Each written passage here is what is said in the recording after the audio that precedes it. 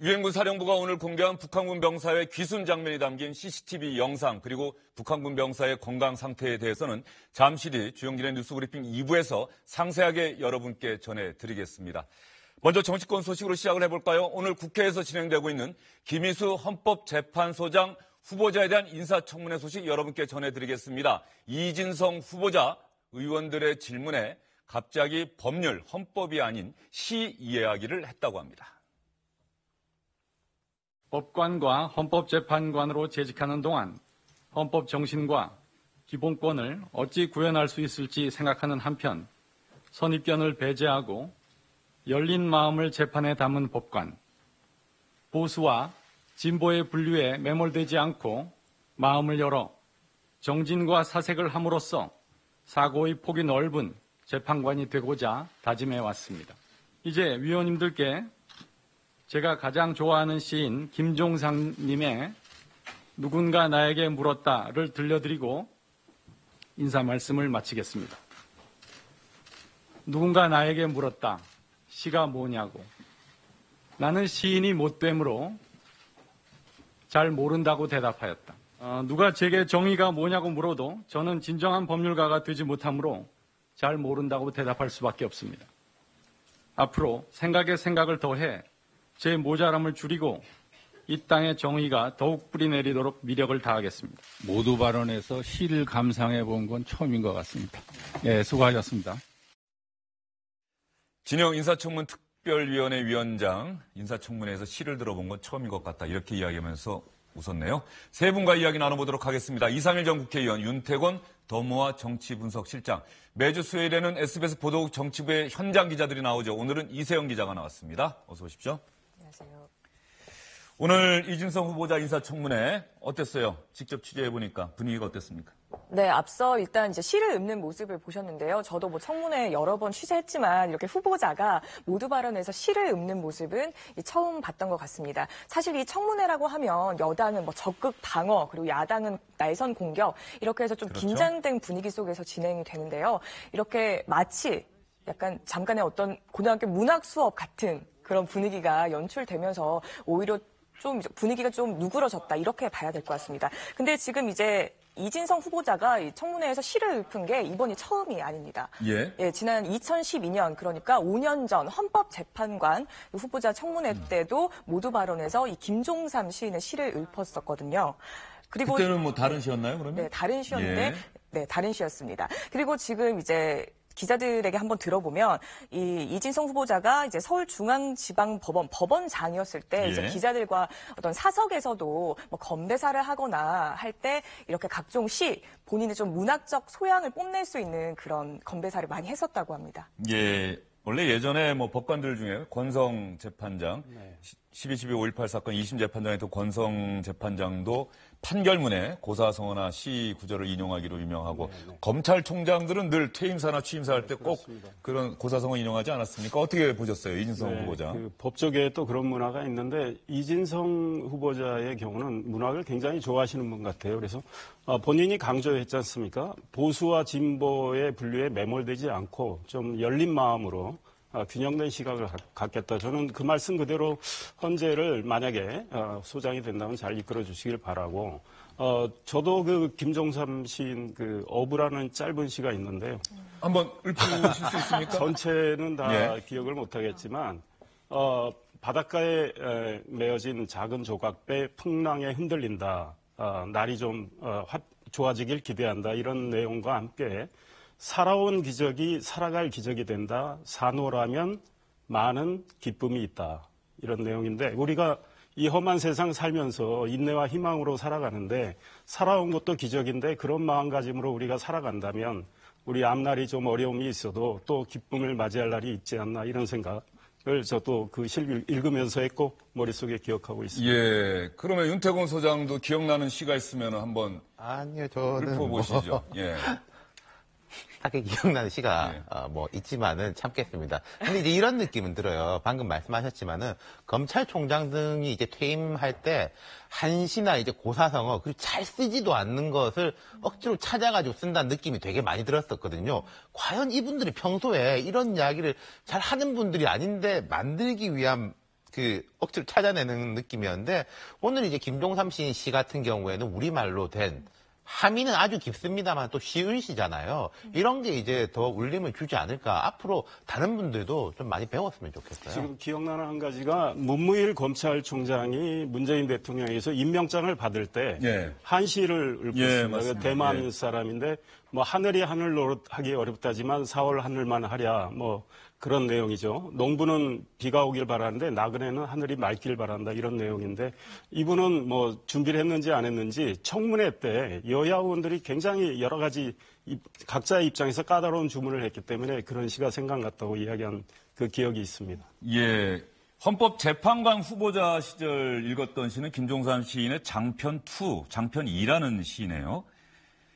어린 소녀는 어버이의 생일이라고 10전짜리 2개를 보였다. 조선 총독부가 있을 때 이렇게 시작하는 시인 것 같은데 그 당시 청문위원들이 깜짝 놀란 게 보고 읽은 것이 아니라 그대로 청문위원들 보면서 읽었다는 거죠. 정말 시를 외우고 시를 사랑하고 그런 법조인이다 이렇게 또 청문위원들이 평가를 했다고 하는데 오늘도 이진성 헌법재판소장 후보자 김종삼 시인의 시를 다시 한번 읽었습니다. 그러면 이진성 후보자 과연 어떤 법조인일까요? 저희가 준비한 양조 여러분께 보여드리겠습니다. 사법연수원 10기, 올해 61살이고 서울중앙지방법원장, 광주고등법원장 그리고 지금은 헌법재판관으로 일하고 있습니다. 헌법재판관으로 있으면서 헌법재판소장 후보자가 된 거죠.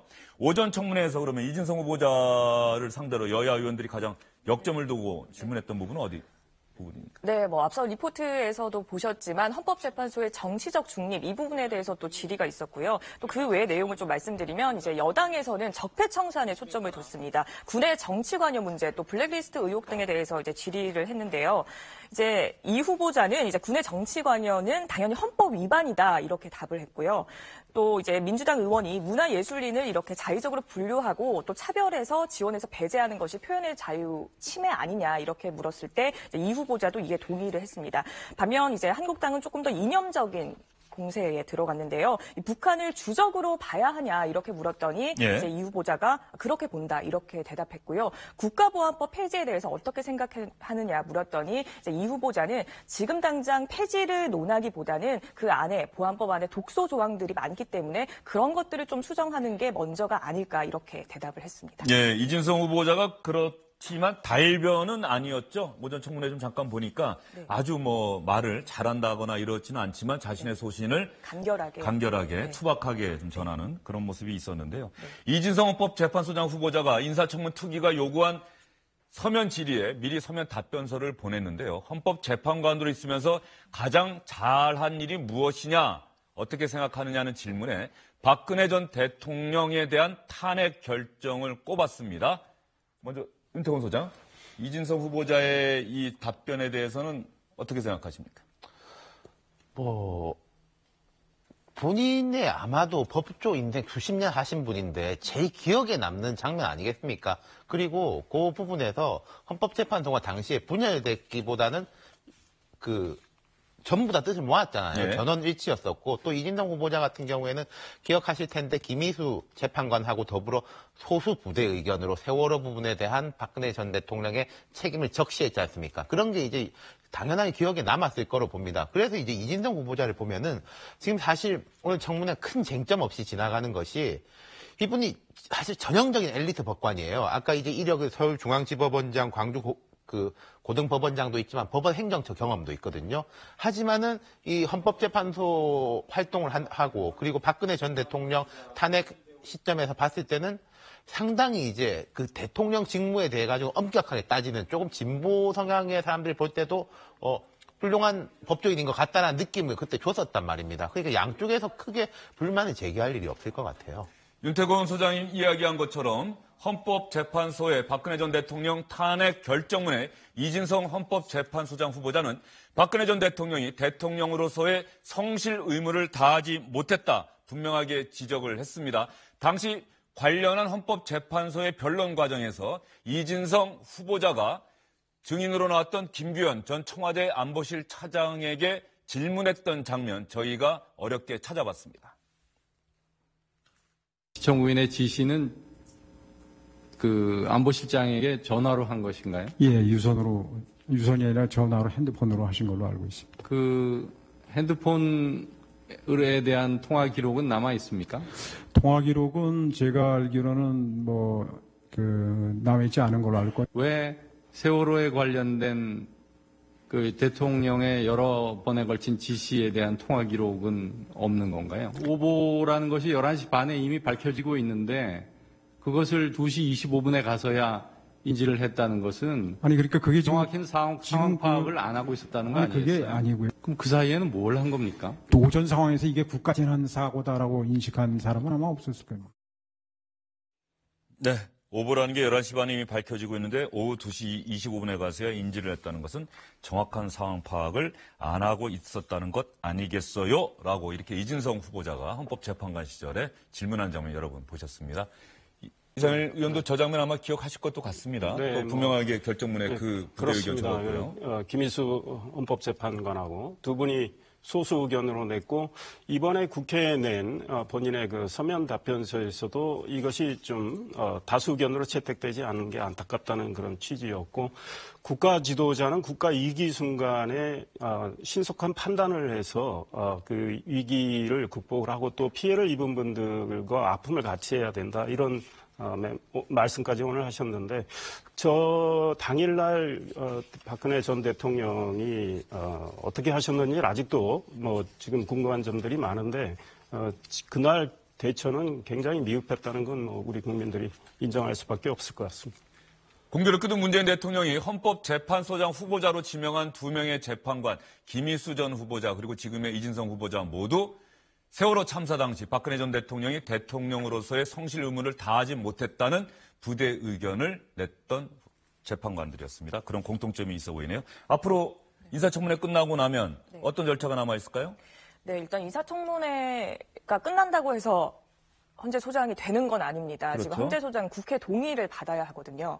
네, 그래서 지금 청문회를 마치고 이제 국회의 동의를 거쳐서 소장으로 임명되면 이제 임기가 지금 관건인데요. 지금 이진성 후보자가 헌재 소장 임기에 대해서 어떻게 생각하느냐고 물었을 때 이제 헌재 소장 임기를 이제 헌법재판관의 남은 임기로 그렇게 보겠다 이렇게 대답을 했습니다. 지금 이제 이 후보자의 자녀 임기를 보면 내년 9월까지거든요. 그래서 이제 헌재 소장으로 임명이 되면 아마 내년 9월까지 그 직을 수행하지 않겠냐 이렇게 보고 있습니다. 내년 9월까지요? 네, 네. 그러면 지금 자유한국당 등 야당이 상당히 격앙된 상태 아니겠어요? 홍종학 중소벤처기업부 장관 그대로 임명한 것 때문에. 네, 그렇습니다.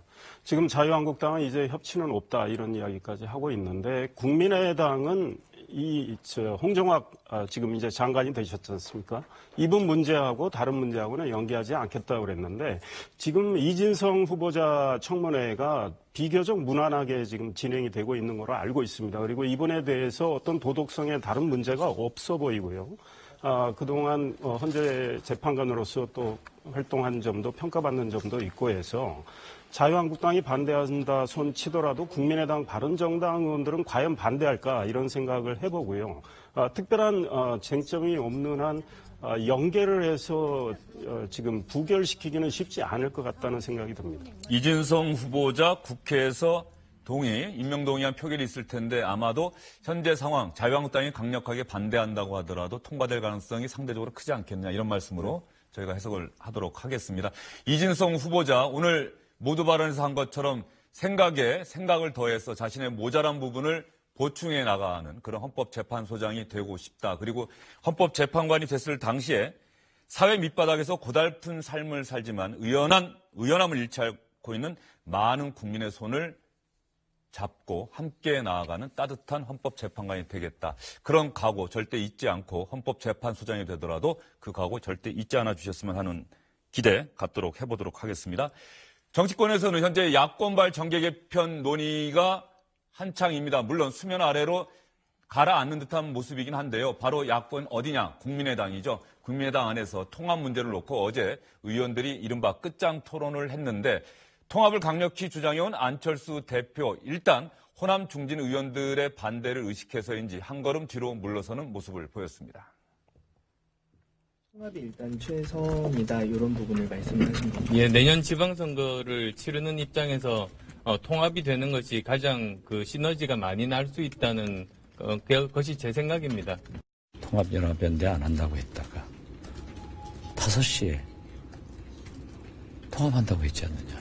또 오늘 사실상 통합한다고 하면은 그렇게 만날 때마다 수차 말이 달라지는 것에 대해서 신뢰성이 없다. 거짓말하면 안 된다. 제일 문제는 어제도 아니라고 했고 또 기자 만나서는 통합이라고 했고 오늘 또 여기서 하니까 뻥하는 거지. 예. 박지원 의원이 나오니까 박지원 의원도 예전에 그 사법 처리돼서 감옥으로 갈 때인가요? 네, 꽃이 진다기로서니 바람을 탓하랴. 조지훈 씨는 낙하. 예. 조지훈 씨의 낙화를 읊었던 또 생각이 갑자기 납니다. 정치인들도 시를 상당히 좋아하는 것 같습니다. 지금 국민의당 내부의 통합 논의는 제가 말씀드린 것처럼 수면 아래로 좀 가라앉은 형국인가요? 네. 수면 아래로 가라앉았지만 이제 통합을 찬성하는 쪽 그리고 반대하는 쪽 이렇게 좀 내분이 격화되고 있는 모습입니다. 앞서 보신 것처럼 국민의당이 어제 오후 2시부터 5시간 동안 끝장 토론을 했는데 별 결론을 못 냈습니다. 안철수 대표는 바른정당과 통합만이 최우선이다. 그래서 내년 지방선거에서 2등을 하면 한국당이 이제 참패하게 될 것이고 2020년 총선에서 우리가 1당을 할 수 있다 이런 논리인데요.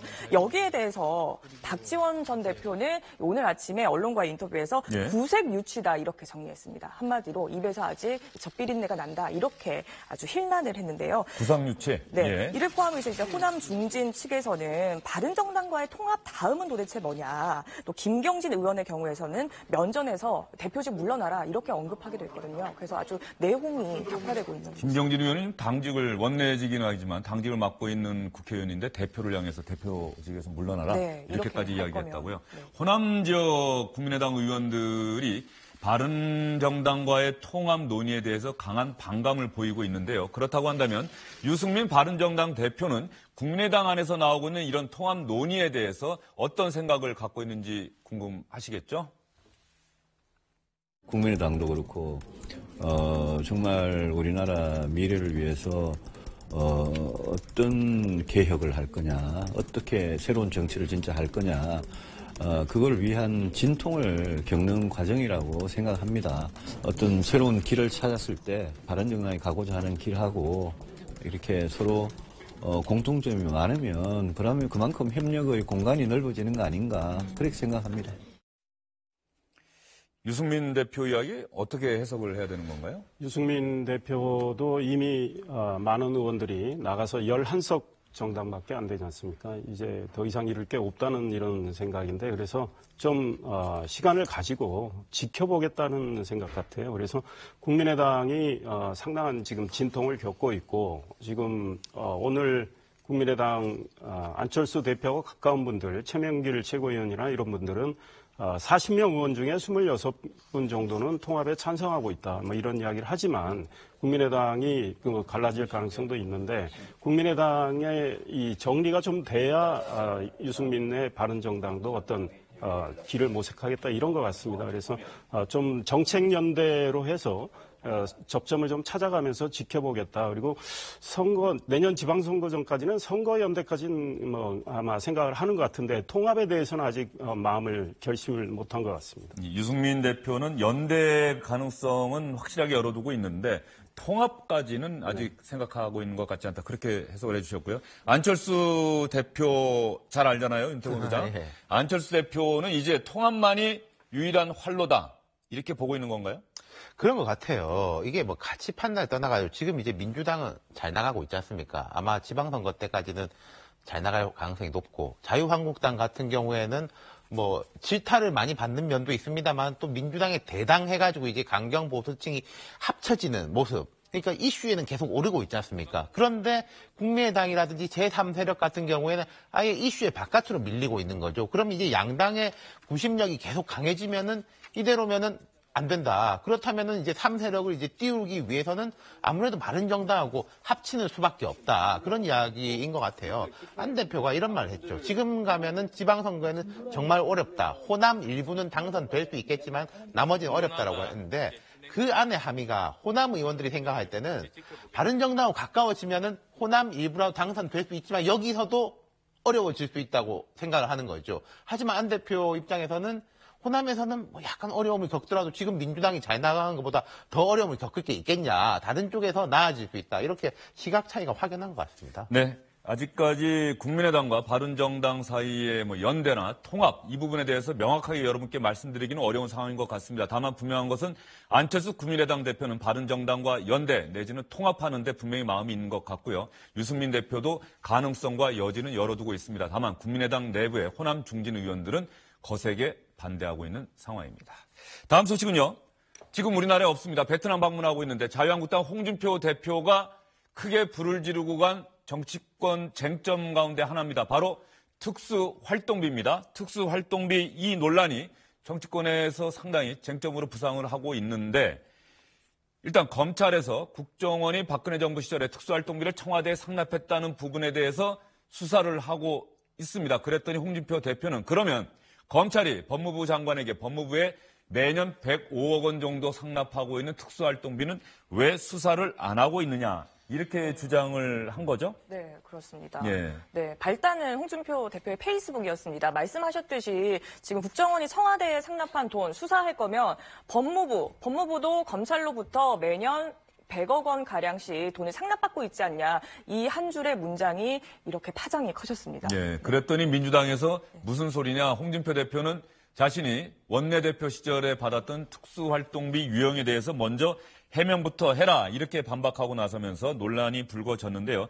홍준표 대표가 가만히 있을 정치인이 아니죠. 자신의 페이스북에 민주당의 이런 주장이 나오자 또 하나 올린 글이 있습니다. 여러분 이해를 위해서 보여드리겠습니다. 제가 국회 여당 원내대표 겸 국회 운영장이었을 때 특수활동비가 매달 4천만 원 정도 나옵니다. 야당 원내대표들에게도 국회 운영 비용으로 일정 금액을 매월 보조했습니다. 야당 원내대표들에게 특수활동비 나눠줬다고 이야기한 겁니다. 그랬더니 당시 야당의 원내대표였던 원혜영 의원이 즉각 반박하고 나선 거죠. 원혜영 의원도 페이스북에 이런 글을 올렸습니다. 저는 어떠한 명목으로도 홍준표 당시 국회 운영위원장으로부터 돈을 받은 사실이 없습니다. 납득할 만한 해명과 사과가 없으면 법적 조치를 검토하지 않을 수 없습니다. 홍준표 대표 역시 빠르게 반응했습니다. 원내대표 겸 국회 운영위원장도 상임위 위원장이기 때문에 당연히 여야 상임위 간사들에게 특수활동비 가운데 일부를 국회 활동비조로 지급을 했을 겁니다. 당시 집행에 관여했던 사람들로부터 확인 절차를 거친 후에 쓴 내용인데 당시 일부 야당 원내대표가 받지 않았다고 한다면 그 부분은 내 기억에 착오일 수가 있습니다. 이래서 나오는 얘기가 홍준표 대표가 꼬리를 내렸다, 한 발 물러섰다 네. 이런 얘기가 나온 거죠. 네, 그렇죠. 사실 이 홍준표 대표가 워낙 성격이 좀 강경한 스타일이고 한번 자신의 입장을 말하면 절대 굽히지 않는 스타일인데 내 기억에 착오일 수 있다 이렇게 말한 것 자체가 좀 크게 물러선 거라고 볼 수 있습니다. 예, 홍준표 대표 잘 아실 텐데 말이죠. 네. 홍준표 대표가 웬만해서 저렇게 한 걸음 물러서는 정치는 아니지 않습니까? 그렇습니다. 그런데 2015년 5월에 본인이 이 원내대표 시절의 그 특수활동비 이야기를 명백히 그 페이스북에 올렸지 않습니까? 예. 그리고 이제 그것이 문제가 되니까 이번에 올린 거는 처음 올린 건 그거죠. 특수활동비를 다 썼고 그러다 보니까 월급이 남아서 부인한테 갖다 줬다. 그러니까 2015년하고는 완전히 다른 이야기를 그건 했는데. 저희가 얼마 전에 전해드렸어요. 네, 그 당시에 또, 해명이 네. 특수활동비 가운데 일부를 집에 갖다 줬고 네, 그렇습니다. 그 돈을 부인이 잘 모아뒀다가 대표 경선 때 예, 1억 기탁금으로 2천만 원. 네. 주더라 이렇게 해명을 했는데 이번에 이제 또 그 해명을 바꾼 거죠. 네, 그걸 바꾸고 그래서 그 설명을 하다 보니까 당시 야당 원내대표한테도 줬다. 이러니까 이제 원혜영 의원이나 지금 민주당에 계신 서가번 당시 원내부대표 이런 분들이 받은 적이 없다 하니까 이제 기억에 착오라고 물러설 수밖에 없는데 홍준표 대표가 좀 정확히 이거 한다면 앞으로 오셔서 설명을 하셔야 될 것 같아요. 아니면 말고식으로 이렇게 뭉개고 넘어갈 건 아니라고 봐요. 그리고 국회 이 특수활동비도 제도 개혁을 해야 된다는 여론도 높은 상황에서 정말로 무슨 일이 있었는지 말씀하시는 게 좋겠다 이런 생각이 듭니다. 예, 지금 이상희 의원이 중요한 말씀하셨어요. 아니면 말고식의 발언, 이제 정치인들 또 언론도 마찬가지고요. 절대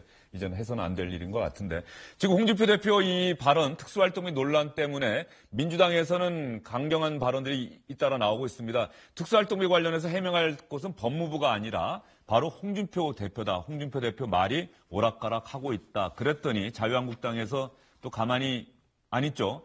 민주당이 홍준표 대표 때리기에만 혈안이 돼 있다. 더 이상 참지 않겠다.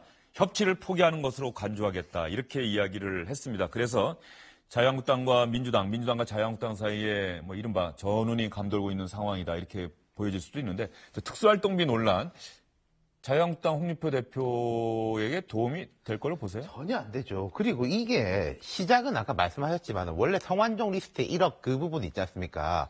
그 돈이 아니라 내가 이제 우리 집에 부인이 모아놓은 돈으로 기탁금을 냈기 때문에 이 돈 안 받았다. 거기서부터 출발한 거지 않습니까? 그것도 이제 그때 누구가 물어본 것도 아닌데 직접 증거도 아니라 방증을 많이 대기 위해서 이야기한 거거든요. 물론 이제 대법원 재판이 이런 사실심이 아니라 법률심이기 때문에 직접 영향을 미치겠습니까만은 이게 안 좋죠. 그리고 자유한국당 입장에서는 박근혜 정부 시절에 이제 국정원 특활비 이 것만 해도 정치적 타격이 좀 있을 수가 있는데 거기다가 플러스 해서 홍준표 대표까지 엮여가지고 들어가는 것이고 이것을 본인이 자초한 거지 누가 맨 처음에 문제 제기를 한 게 아니잖아요. 빨리 잘라내는 게 맞을 것 같아요. 어떤 식으로 자를지는 모르겠습니다만은. 예, 알겠습니다. 이 특수활동비를 둘러싼 여야의 논란, 이건 반드시 사실관계를 한번 따져보고 확인을 해야 되는 주제인 것 같습니다. 홍준표 대표가 귀국하고 나면 언제 귀국합니까? 23일. 23일이요? 네. 23일이면 내일입니다. 내일입니다. 내일 홍준표 대표가 들어오면 이 특수활동비를 둘러싼 논란에 대해서 또 홍준표 대표가 기자들 앞에서 또 어떤 얘기할지 저희가 관심을 갖고 지켜보겠습니다. 정치권 소식 마무리하면서 여러분께 이 영상을 한번 보여드릴 게 있어서 저희가 준비를 한 게 있습니다. 한번 먼저 보여주시죠. 민중미술과 이목상 씨가 그린 대형 미술 작품이 청와대 본관에 설치가 됐습니다. 바로 저 그림입니다. 저 그림인데 이세영 기자, 네. 얼핏 보면은 촛불 집회를 형상화한 것 같다는 생각이 드는데 맞습니까? 네, 맞습니다. 이제 촛불 집회를 형상한 건데, 그러니까 촛불 불빛들을 그림으로 표현한 거죠. 이게 지금 청와대 본관에 설치된 작품입니다. 민중미술가 이목상 씨의 작품인데요. 이 문재인 대통령이 이 작품이 우리 정부 정신에 딱 맞다 이렇게 말을 했습니다. 지금 이 정부가 내걸고 있는 게 촛불혁명으로 태어난 정부라는 거잖아요. 그래서 이제 이 청와대 공간에 이 작품을 걸어 놓음으로써 촛불혁명에서 드러났던 어떤 국민들의 기대 그리고 또 새로운 정부 개혁에 대한 열망을 잊지 말자 이런 의미에서 이제 본관에 걸어둔 것으로 볼 수 있습니다. 그래서 어제 문재인 대통령이 중소벤처기업부 장관 홍종학 장관에게 임명장 주고 난 다음에 이 그림 앞을 지나가다가 지금 청와대 본관 앞인데 대통령이 그렇게 설명을 한 거고요. 우리 정부 정신에 부합하는 그림이다. 그리고 산 사람에게 문의를 했더니 창고에 보관할 계획이라고 해서 그러면 잠깐 빌려줄 수 있느냐고 직접 물어봐서 가능하다고 해서 청와대 본관에 걸었다. 어제 기념 촬영도 했다는 거예요. 저 이목상 화가의 그림을 청와대 본관에 걸었다. 이 부분 문재인 대통령은 저런 어떤 하나의 결정을 통해서도 국민들에게 전하고 싶은 메시지가 있는 거겠죠? 역시 문재인 정부는 촛불 정신에 의해서 탄생됐다 이런 걸 강렬히 전하고 싶어서 그러신 것 같고 아마 문재인 대통령 본인이나 또 김정숙 여사도 저 그림을 보고 아마 가슴에 울림이 있었을 겁니다. 그래서 저렇게 걸었는데 과연 문재인 정부 이후에는 저 그림이 다른 그림으로 대체될 가능성도 있다고 생각을 하고요. 예, 윤태곤 실장 생각은 어떠세요? 저는 이게 대통령이나 청와대 관계자들이 저 그림 앞을 지나가면서 스스로를 항상 벼리는 계기가 됐으면 좋겠어요. 민심이라는 건 바다와 같아서 배를 띄우기도 하지만 침몰시키기도 한다 이런 말이 있지 않습니까? 노무현 전 대통령이요. 본인 탄핵 반대 촛불 집회가 그때 엄청났지 않습니까? 그 이후에 이런 말을 했어요. 청와대 뒤에서 거대한 촛불을 보니까 무서웠다. 고맙기도 했지만 이 국민들의 힘이 내가 잘못하면 언제든지 거꾸로 돌아올 수 있다는 게 생각이 나가지고 마음이 되게 무거웠다라는 이야기를 했어요. 그러면은 문재인 정부 아마 앞으로 어떤 이유에서건 지지율이 떨어질 때도 있을 겁니다. 그럴 때마다 항상 저 그림 앞에서 스스로 돌이켜보는 계기가 된다면은 의미 있지 않겠습니까? 네, 촛불 집회에 참석했던 국민, 이 국민들의 뜻 당연히 받들어야겠죠. 그런데 촛불 집회에 또 참석하지 않았다고 해서 우리나라 국민이 아닌 것도 아니고 말이죠. 문재인 정부가 그 부분도 염두에 두고서 앞으로 국정을 운행해 나가시면 어떨까 하는 생각이 듭니다. 세 분과의 말씀은 이쯤에서 마무리하겠습니다. 오늘 수고 많으셨습니다.